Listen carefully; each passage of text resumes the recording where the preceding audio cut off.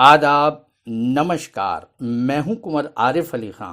कलम की ताकत न्यूज में आपका स्वागत। अलीगढ़ थाना कोतवाली क्षेत्र के घास की मंडी में आज भीम आर्मी के चीफ चंद्रशेखर जी आए, जो नगीना के अभी नए सांसद बने हैं, और आकर औरंगजेब के परिवार से मुलाकात की और हर संभव उनकी मदद दिलाने का वादा किया। उन्होंने अपनी बात में कहा कि अगर हमारी आवाज यहां से सरकार नहीं सुनती है तो हम इस आवाज को संसद तक में उठाएंगे। और एक सवाल के जवाब में उन्होंने हाथरस के मामले में कहा कि उत्तर प्रदेश की सरकार पूरे तरीके से फेल हो चुकी है।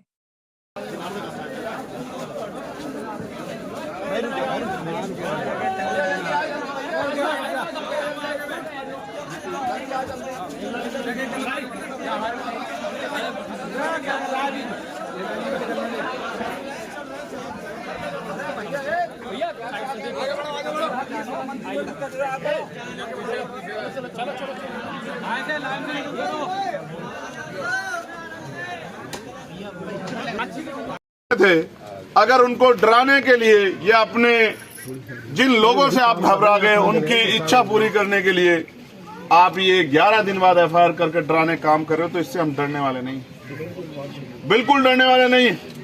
मैं उत्तर प्रदेश के मुख्यमंत्री जी से पूछना चाहता हूं, ये है आपका न्याय, ये है आपके बड़े बड़े वादे, ये है आपकी कानून व्यवस्था, ये है आपकी धर्मनिरपेक्षता, ये है जिसकी आप जो है दावे और वादे करते हो कि हमारे यहाँ न्याय होता है। अगर न्याय करने की हिम्मत है मुख्यमंत्री जी, तो उन बाकी 6 लोगों को गिरफ्तार करो और आओ, इन गरीबों के घर आओ, इनके घर आके इनकी तकलीफों को देखो। अगर आप ये नहीं मानते कि आप गैर बराबरी करते हो, आप आदमी आदमी में फर्क महसूस करते हो, और अगर आप किसी मजहब को अलग नहीं मानते, तो आओ इनके घर इनकी पीड़ा को सुनो। जिन्होंने अपना बच्चा खोया है, जिन्होंने अपने परिवार का कमाने वाला जो जिम्मेदार था उसको खो दिया, तो आओ इनके घर आओ, इनके घर आके इनकी तकलीफों को सुनो। और नहीं सुन सकते और नहीं आ सकते तो आपको कोई अधिकार नहीं कहने का कि आपकी साथ सरकार सबका साथ सबका विकास वाली सरकार है। फिर तो मैं मान लूं कि ये सरकार चंद पूंजीपतियों की और सत्ता में बैठे लोगों की सरकार, ये किसी गरीब की, कमजोर की, मजलूम की सरकार नहीं। इन सरकारों में दलितों, पिछड़ों, मुसलमानों और गरीबों को न्याय नहीं मिलेगा और उनकी आवाज को कुचलने का काम किया जाएगा। उनकी हत्या होंगी और हत्यारे खुलेआम घूमेंगे और उन्हीं के परिवार को डराने के लिए झूठे मुकदमे किए जाएंगे। ये नाइंसाफी मैं आपको विश्वास दिलाता हूं। मैंने पार्लियामेंट में एक और विषय लगा रखा है, लेकिन मैं विश्वास से कहता हूं 22 तारीख से पार्लियामेंट चल रही है। मैं 101% आपके इस मामले को पार्लियामेंट में जोर शोर से उठाऊंगा। इसलिए उठाऊंगा क्योंकि अगर मैंने नहीं उठाया तो आप ये मान लेना कि इस देश में आपकी आवाज उठाने वाला कोई बचा नहीं। सही बात है। मेरी बात को आप याद रखना अलीगढ़ के लोगों, ये अलीगढ़ है, इसकी बड़ी पहचान है। यहाँ से बहुत सारे बुद्धिजीवी, पढ़े लिखे लोग यूनिवर्सिटियों से निकल के देश दुनिया में सेवा कर रहे हैं देश की। अगर मैं भी नहीं बोला तो आप मान लेना कि सबका जमीर मर गया और सबका आपसे वोट का रिश्ता है। चुनाव के वक्त वो आपके साथी हैं। और अलीगढ़ आए आप, फरीद के परिवार से मिले हैं, क्या है? क्या रहा है? अरे यार आईडी ऊपर वाली नीचे ऊपर करो। अभी तक मैं जो बात कहता था और कई बार मैंने उसको साबित भी किया है कि उत्तर प्रदेश में कानून व्यवस्था सत्ता की चौखटों पे दम तोड़ चुकी है। आपने और मैंने देखा कि एक मॉब लिंचिंग यहाँ हुई और उसका वीडियो है कि किस तरह से 12-15 लोग एक आदमी को सरियों से, लोहे की रोड़ों से, डंडों से पीट रहे और इतना पीटा कि उसकी जान चली जाती है। आज जब मैं उनके परिवार से मिला तो मुझे जानने का मौका मिला कि उसकी 22 फ्रैक्चर थे, 22 जगह से उसकी हड्डियां टूटी गई थी। आप समझो कि उस पर कितने हमले हुए होंगे। और फिर उसको न्याय देने की बजाय जो लोग नामजद हुए उनको गिरफ्तार करने की बजाय अभी 6 से ज़्यादा लोग जो हैं जो खुले घूम रहे हैं, अपनी दुकानों पे काम कर रहे हैं, लेकिन पुलिस ने उनको गिरफ्तार नहीं किया। जो कि पुलिस ने, आप समझिए, सरकार में अगर किसी मुसलमान के साथ मॉब लिंचिंग हो या दलित के साथ या पिछड़े वर्ग के साथ, आदिवासी वर्ग के साथ मॉब लिंचिंग हो और पुलिस तत्काल कार्रवाई करे, तो कार्रवाई आप समझिए इतनी जेन्युइन होगी कि सब कुछ जांच परख कर किया जाएगा, किसी का भी नाम फालतू ना हो जाए। तो उन लोगों को वीडियो एविडेंस के आधार पर चिन्हित किया गया और उनमें से 6 लोग बाहर आराम से घूम रहे हैं। उल्टा 11 दिन बाद इन्हीं के परिवार पे के 7 लोगों पे मुकदमा दर्ज कर दिया गया कि भाई ये लोग उसके साथ शामिल थे, जबकि सच ये है कि ये लोग अपने अपने कामों पे अपने अपने घर थे, ये वहाँ थे भी नहीं। तो मैंने यहाँ के कप्तान साहब से ये मांग की है कि वो घटना को दोबारा चेक कराएं। हो सकता है इनके साथ चंद्रशेखर आज़ाद भी वहाँ हो, और अगर चंद्रशेखर आज़ाद भी उनकी नज़रों में, यहाँ की सत्ता के लोगों की नज़रों में आ जाए कि वो भी थे, तो एक मुकदमा दर्ज चंद्रशेखर आज़ाद पे भी इनके साथ कर दे सप्लीमेंट्री लगा के, और जब इनको जेल भेजना हो तो मुझे बता दे, मैं भी इनके साथ जेल भेजूं। क्योंकि अगर आप न्याय नहीं दे सकते और इस वर्दी का की गरिमा को भी नहीं बचा सकते तो आपको कुर्सी पे बैठने का कोई अधिकार नहीं। तो आप सांसद होने के नाते मतलब ये कहना चाहते हैं कि ये जो घटना हुई थी वो गलत तरीके से दर्शाई गई है? घटना तो पुलिस ने सही तरीके दर्शाई। क्या आपने एफआईआर नहीं पढ़ी कि मॉब लिंचिंग हुई है?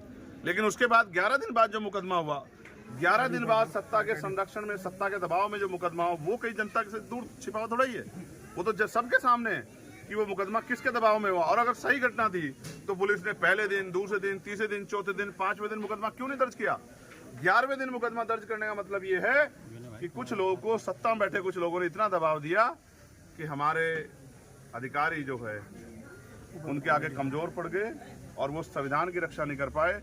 वो अपने जो है, जो उन्होंने संकल्प लिया था, प्रतिज्ञा की थी, उसकी रक्षा नहीं कर पाए। उन्होंने एक झूठा मुकदमा जो है दर्ज कर दिया। मैं उनसे मांग करूंगा कि इस झूठे मुकदमे को खारिज किया जाए, खत्म किया जाए, और जो आरोपी हैं जो अभी खुलेआम घूम रहे हैं उनको मुकदमा, उनको जो है गिरफ्तार करके जेल भेजा जाए। आप क्या करेंगे सर?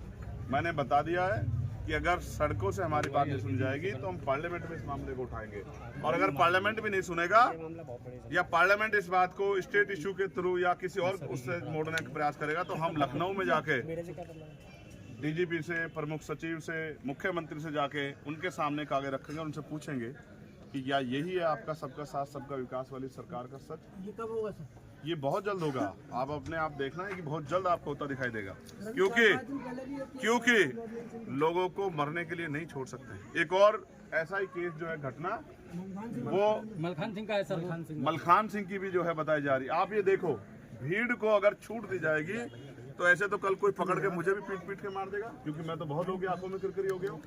जब मैं अन्याय खिलाफ आवाज उठाता हूँ दमदार तरीके से, तो जो लोग अन्याय करते हैं उनको जेल जाना पड़ता है, उन पर मुसीबतें आती है, तो वो तो किस दिन भीड़ से पकड़ के मेरी भी पीट की हत्या कर देंगे।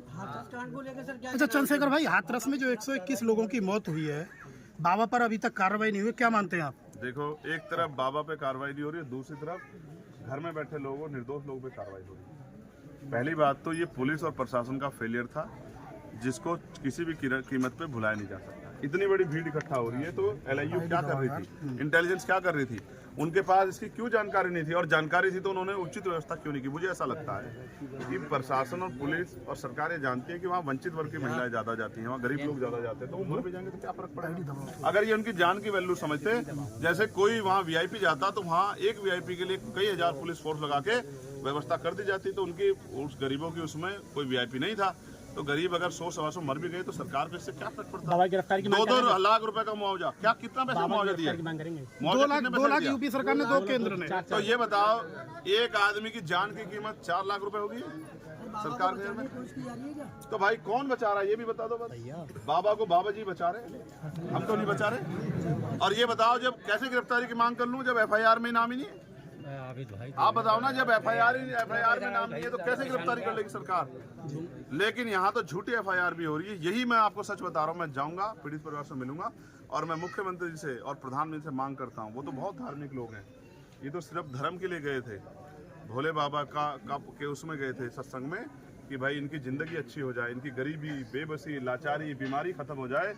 तो ये तो आप ही की विचारधारा से के साथ खड़े हैं, तो कम से कम इनको तो 25-25 लाख रुपए का मुआवजा देके इनके परिवारों को तो अपने पैरों पर खड़े होने का वो दो। सांसद जी, अगर आप ऐसा नहीं करते तो ये भी माना जाए कि आप ये जो धर्म की बात करते हैं ये अपनी राजनीति के हिसाब से करते हैं। राकेश टिकैत ने कहा है कि केंद्र सरकार और प्रदेश सरकार धार्मिक आयोजनों पर आई थी, अगर धार्मिक आयोजन हुए, लोग मरे हैं, तो प्रदेश सरकार को जिम्मेदारी लेनी चाहिए। बिल्कुल जिम्मेदारी लेनी चाहिए।